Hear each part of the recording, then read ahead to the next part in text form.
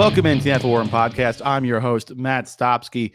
Today, it's a mock draft Monday on a Tuesday. I had to miss yesterday because my daughter was sick, so we are delaying everything by a day. But we're here, and mock draft season is fully in swing. For today's mock draft, it is a media mock draft. I am using the expected draft position board on Grinding the Mock for a media mock draft. I will take control of all 32 teams based on what I think is their needs, but I can only choose a top 3 player available on the board. So you won't see any crazy things like Chop Robinson going in the top 3 or Johnny Newton going in the top 7, which Brad Hopkins did on Sirius XM NFL Radio that I helped produce on Sunday. And I was ribbing him a little bit, and he gave it back on the air. He's a funny dude, but nothing crazy of that sort. And so it's going to stay still kind of structured to what you're expecting to see in these mock drafts. The players you're kind of expecting to go in a certain area, but none of the inside information that I know or don't know, who knows what I know, or any kind of rumors. It's just based on the expected draft position of Grinding the Mocks, which takes all the mock draft data he has and gives you an EDP essentially. So let's get to it. So the Chicago Bears, right now, they currently have Tyson Bagent and Brett Rippon as their quarterbacks. They have to get QB at 1-1. And we're going to go off of the best position or best player available at his position based on the board.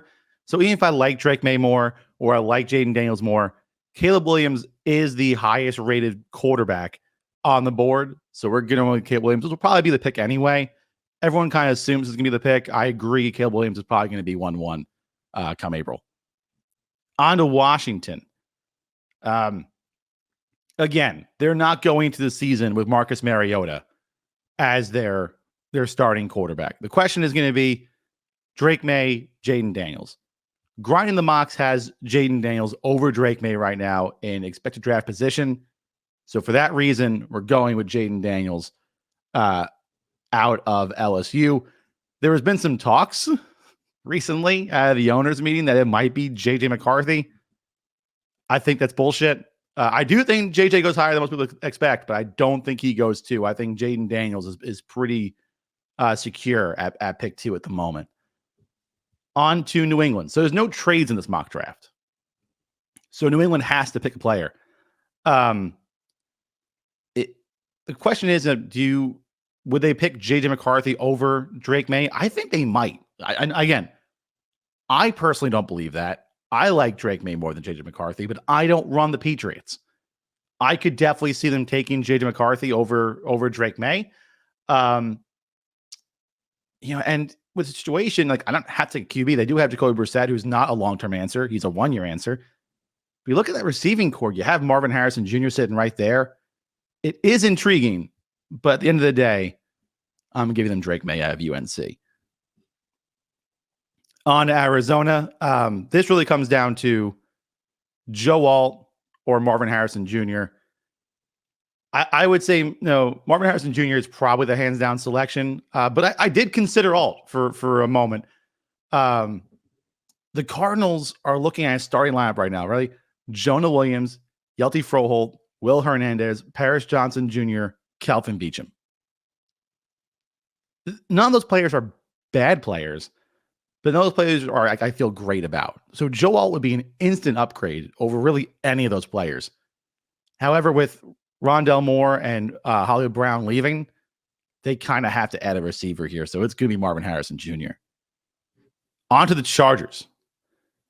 Now, trading down for the Chargers is definitely a possibility. And honestly, so is Joe Alt of Notre Dame, the offensive tackle here. But with Keenan Allen in Chicago, Mike Williams on the Jets, the Chargers can't walk out with Josh Palmer and Quentin Johnson as their only 2 receivers. Like, they need another guy for Justin Herbert. They go and grab Malik Neighbors of LSU. Now, I did.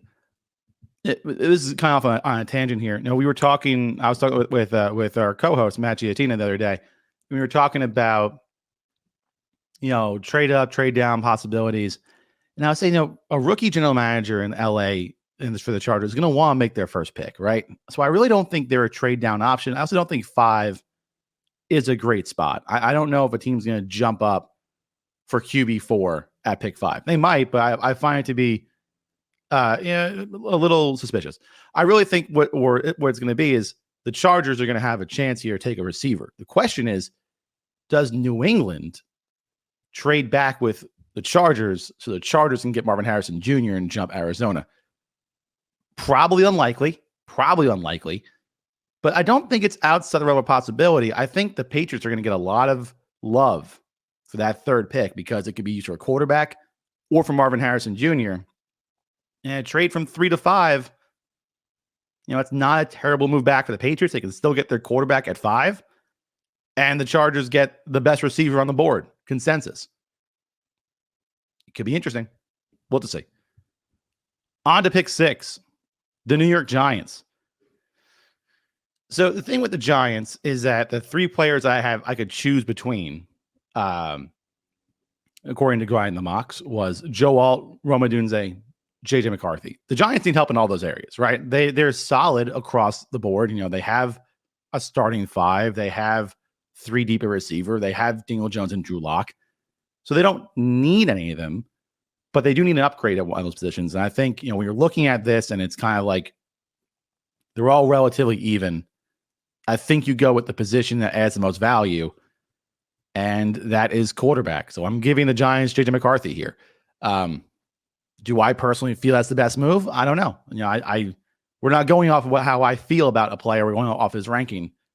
And JJ McCarthy would be, according to Grind the Mocks, EDP. McCarthy would be a good pick at 6. Number 7, Tennessee. This pick has been kind of picking up steam recently. Joe Alt of Notre Dame, and I agree with it, so we'll just get him out of the way now. I did look at Dallas Turner for a second. I know Dallas Turner is projected to go probably 8 to Atlanta, but you look at the Tennessee Titans edge rush group, it's really just Harold Landry and Arden Key. They could definitely use Dallas Turner as another edge player because I'm not in love with either one of those guys. I know Landry has shown flashes of being very good, but nothing consistent. Adding in Dallas Turner could be really big, but the only problem is the Titans only have like 4 starting quality offensive linemen right now. So unless somebody check, you need 5. So Joe Alt gets slotted in there at 7. On to Atlanta and the aforementioned Dallas Turner. I think they do need help at edge rusher, right? It's like Lorenzo Carter and Arnold Ebukati. Sorry, I just butchered his name so bad. Wide receiver could be an option prior to free agency, but with adding Darnell Mooney, adding Rondell Moore, I don't think Rome Odunze is a pick here. I think they have to bolster that edge group with Ebukati and Carter there as the only 2 real options at edge. For Chicago, there have been talks about them moving up. There's no draft trades here. But we're going to go with best player available here. The Bears have Keenan Allen and DJ Moore, so they don't need a receiver, right? Brock Bowers is also an option, but they do have Everett and Kmet, so they don't really need a tight end either. Talisa Fuaga is an option for the Bears, but they have a pretty young, solid offensive line. So for me, I'm going with the best player on the board. That's Rome Odunze of Washington. Have him sit there, be receiver number 3. As Keenan Allen is getting a little older. I think he's going to be 32 at the start of the season. Having a younger receiver in there who can, be the 3rd option as he develops, it's not a bad move for the Chicago Bears and really bolster that skill group for Caleb Williams. Number 10, the New York Jets. Oregon State's Talisa Fuaga is an option here, right? Because they did add Morgan Moses and they did add Tyron Smith as their tackle spots, but they're both older players. Questionable how long they're going to be able to play at that high level if they can stay healthy. Fuaga would be a good piece that could play guard or tackle and be a great insurance piece in case one of them goes down so it doesn't derail their season. But Brock Bowers on the board still. Tyler Conklin is their current tight end 1. Giving Aaron Rodgers Brock Bowers just makes a lot of sense to me. Pick 11 for the Minnesota Vikings. So they're moving up. That's why they acquired 11-23 to move up. So they're not going to be picking at 11. But here, there's no trades. And because I can only pick one of the top 3 players available, according to Grind the Mocks, there is no quarterback on the board for me to pick here. So it comes down to Talisi Fuaga, the offstack from Oregon State, or Quinion Mitchell, the cornerback from Toledo. And while the Vikings can use an upgrade at offensive line, their offensive line group right now is Darius Offini, Bradbury, Ingram, and O'Neal. That's not a bad O-line group. Now, on the corner side, they did just add Shaquille Griffin, but it's Murphy, Blackman, and Griffin. They're all solid corners, but they could really use a number one corner. And I think that's when Quinion Mitchell comes off the board. A little higher than he would in most mock drafts because I think there'll be other players taken at the top who are more need-centric. But for this exercise, Quinion Mitchell goes 11. For Denver, right now it's Jarrett Stidham, Ben DiNucci as a starting quarterbacks. Bo Nix is available to me in this situation. It's going to be Bo Nix, not because Bo Nix is the best player available, but they've left themselves in a position where they have to take a quarterback. There's just no other option. 13 for Vegas. This is where Talisi Fuaga comes off the board, who's just a mauler of offensive lineman. I think he would fit in great with Vegas. Terrion Arnold was also kind of up for this spot, the corner from Alabama. But they do have Nate Hobbs and Jack Jones. But after that, it's kind of weak. But the Raiders, kind of like the Titans, only really have 4 quality offensive linemen right now, so they need a 5th. So here's Talisi Fuaga. New Orleans. So I have 3 options for New Orleans, right? It's Olufashanu, the tackle from Penn State, Terrion Arnold from Alabama, or Florida State edge rusher Jared Verse. Verse could have been added. I didn't take him, to be successful for Cameron Jordan, but they have Chase Young now, so it's not a need. The cornerback trio of Lattimore, Adebo, and Taylor is pretty solid. And the O-line group is pretty good. Ramczyk, Ruiz, McCoy, Hurst, Penning. That's not a bad group. Now, there's a lot of people who are still off on Penning, which is why I'm going Olufashanu. But this is the best player available type situation, which I think you want to be in when drafting. You don't want to be taking guys because you have to take guys. You want to take the best player on your board. And here, for us in this situation, it's Olufashanu. Indianapolis has to hurt, right? They were projected to get Kansas City Chief corner L'Jarius Sneed. He goes to in-division rival Tennessee. So now they need a corner, and that's where Terrion Arnold comes to the board. So Terrion Arnold goes to 15. Verse could have been an option. The edge group is pretty rough. Pay Lewis, Ebukam, Dejabo is fine, right? But right now it's more Brents and nobody at cornerback. So they're getting Arnold. Seattle. And let me just say, I'm sorry for the nasally voice. New York decided it wanted to be spring for a week, and now it's back to winter, and it's fucking me up. So Seattle. I'm putting Troy Fontenot, the tackle from Washington here. He stays within the state. Verse was an option here. Again, their edge group is, average, right? Mafi, Hall, Nwusu, Taylor. But kind of like Vegas, kind of like the Titans, they only have 4 quality offensive linemen right now. And it was really between Fontenot or Latham, but Fontenot was rated higher on Grind the Mocks. So we're going with Fontenot for this exercise. For Jacksonville, this is a best player available situation. I could choose between Verse, Latham, or Michael Penix Jr., the quarterback out of Washington. The Jags really don't need any of those positions. So when you don't need one of those positions, you take the best player available, and adding more edge rushers is never a bad thing. And when you think about it, they have Trayvon Walker, Josh Allen. Josh Allen has not been locked up yet for a long-term extension. He'll be back next year, but they're kind of stalling on those contract talks right now. Jared Verse gives you that insurance option. And if you can sign Josh Allen to a long-term deal, which they should, he's a great pass rusher. Now you have 3 very good pass rushers, and you need a rotation of pass rushers in the NFL. Pick 18. Byron Murphy, the second, the D tackle out of Texas, is now in consideration. So now it's between him or J.C. Latham. But the Bengals are pretty good at both. They're pretty solid, right? But right now, the offensive line group is Orlando Brown, Trent Brown, they just got, Cordell Volson, Ted Karras, and Alex Kappa. It's a pretty solid group, right? The Bengals did add Sheldon Rankins to pair with BJ Hill. But if I'm looking at this, I can get a good rotation of D tackles here. And that's where I add Byron Murphy the second. Most likely, I've seen people mock Brock Bowers here. If he falls to 18, absolutely.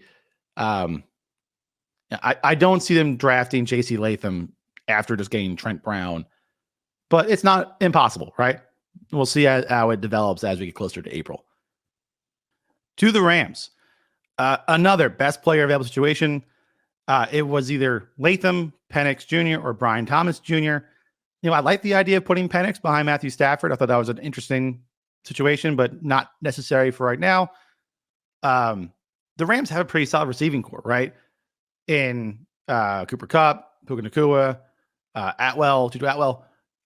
And the O-line's pretty good too. You're pretty deep with Jackson, Noteboom, Jonah Jackson, Steve Avila, Kevin Dotson, Rob Havenstein. That's also AJ Jackson. So there's two Jacksons, kind of pain in the ass. But it's 6 deep offensive line. So where do you really go here? I think the people are not really on board with Joseph Noteboom right now. He had a kind of a rough year. And we'll see how this offensive line turns out. For me, I would put J.C. Latham as the guy for right now. But I would honestly be up for any of these players. I don't think there's a bad option here, but there's really no needs for any of these two players for Los Angeles at the moment.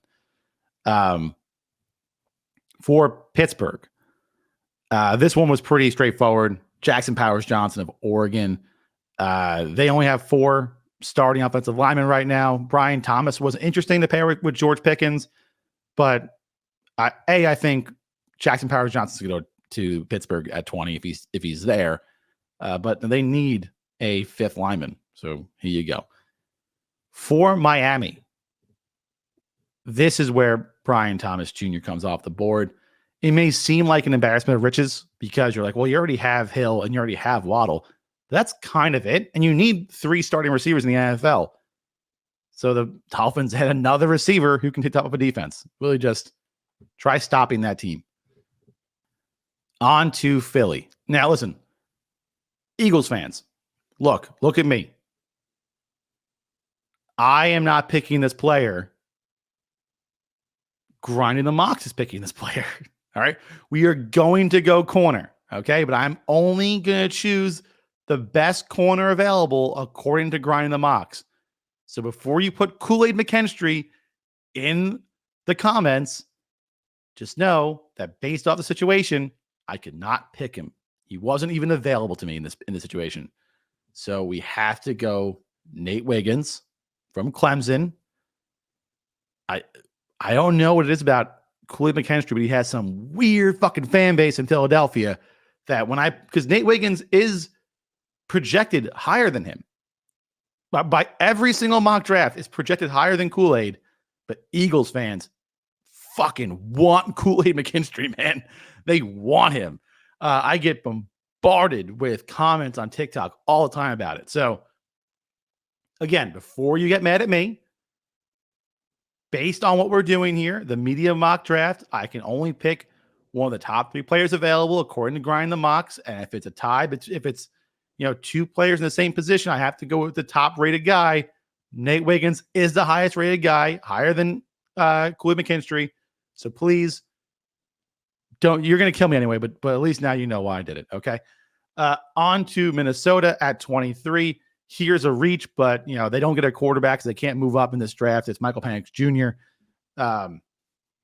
You're not walking out with Sam Darnold, right? It's Sam Darnold, it's Nick Mullins, it's Jaron Hall. You're not walking out into the season with that. For Dallas, for the first time in a long time, Dallas needs offensive line help, right? Tyler Biadasz goes to Washington. Tyron Smith's at the Jets. They have 3 linemen, 3 real quality starting offensive linemen. So they have to get Mims from Georgia. They don't have a choice. This is just the situation they put themselves in. For Green Bay. So Cooper DeJean is listed as a corner, but he can play safety. He's been projected to play safety. Right now, with Darnell Savage going to Jacksonville and Jonathan Owens going to Chicago, the only real safety that the Packers have is a newly acquired Xavier McKinney. So they get Cooper DeJean here, play that other spot, that strong safety nickel spot for the Packers. So that's where the need is. But in terms of outside corner, they're pretty solid, but they definitely need safety help, and I think it's where Cooper DeJean can come in. Because there's no safety anywhere around here right now that's being talked about. I know PFF has Tyler Nubin as their top-rated safety, but I don't think he goes until the second round. On to Tampa Bay. I had a choice here between Graham Barton of Duke, Johnny Newton, D tackle of Illinois, or Leti Latu, the UCLA edge defender. Latu and Newton are both highly rated, but the Bucs just drafted Cansey in the first last year, so they're not going to take a D tackle. And while they definitely need edge rusher help, kind of like the Cowboys, the Buccaneers only have like 3 quality offensive linemen. So they have to get Graham Barton. For Arizona, the second pick for Arizona. This is the best player available situation, kind of like we've seen a bunch so far. But not in the same way that the other ones were. This is not because they have no needs. It's because all of them, all the players available could be chosen for needs, right? So it was Latu, Newton, and now the Eagles' favorite Kool-Aid McKinstry. And honestly, all of them could have been picked, but the highest rated player was Latu, so we're going to go with Latu. For Buffalo, best player available situation, but again, different than Arizona. Arizona had all these needs. Buffalo is pretty shored up on that team, even though they let a lot of their players go. But in terms of what is available to them right now, yeah, they could have gotten, a corner in Kool-Aid McKinstry. They could have gotten a tackle or a guard in Tyler Gotton. But I think the weakest link right now is Osiris Torrance in the offensive line. And we'll see what he can do in year 2. They just drafted him last year. To me, I add Johnny Newton to Ed Oliver and Daquan Jones and make a really solid D tackle rotation group. Boom. For the Lions. 3 days ago, this may have been Chop Robinson. But now that that Cam Sutton had to be released because of domestic violence charges, this is where Kool-Aid McKinstry comes off the board. Now they have a need for corner. All right, the Baltimore Ravens. Now that Morgan Moses and John Simpson have gone to the Jets and Kevin Zeitler is a Detroit Lion, they need offensive line help. They did add Josh Jones, but they need more players. So Tyler Gotton of Oklahoma goes here for pick 30. For the Niners, as to be expected from a team that was just in the Super Bowl, there's not a ton of needs here for San Fran. So with the Brandon Ayuk saga kind of hanging over everyone's head right now, we're not sure if he'll be there next year or for how long he'll be there. Getting a receiver like Adonai Mitchell, like AD Mitchell of Texas, to pair with Deebo Samuel and Juwan Jennings is a solid insurance option at pick 31. And then to round out the entire draft, the Chiefs now have a need at corner with L'Jarius Sneed going to Tennessee. So here we get a new corner to the group, a new player in the first round, which we're going to see new players in the first round all the time because that 32nd pick is almost never a consensus. And it's Rick Stroud Jr. from Missouri, goes to Kansas City. So that's the full draft. If you made it through the whole thing, you're a real one because I'm dying over here from these fucking seasonal allergies and colds because New York can't decide what fucking season it's in. So I appreciate you for sticking all the way through. You're the best. So can I get a full? Oh, there it is. Oh, there it is. So you can see the whole full thing. Thank you so much for watching or listening. You guys are the best. I'll be back tomorrow. I'm not sure with what yet because the whole schedule's all fucked up. But I'll be back tomorrow at some point, I promise. But until then, have a great day. Enjoy the very end of March. We're almost into April, almost into draft month, man. Into draft month. I hope your bracket's better than mine. My bracket was fucking busted in the first 3 hours. So everyone enjoy your Tuesday, and I will see you tomorrow.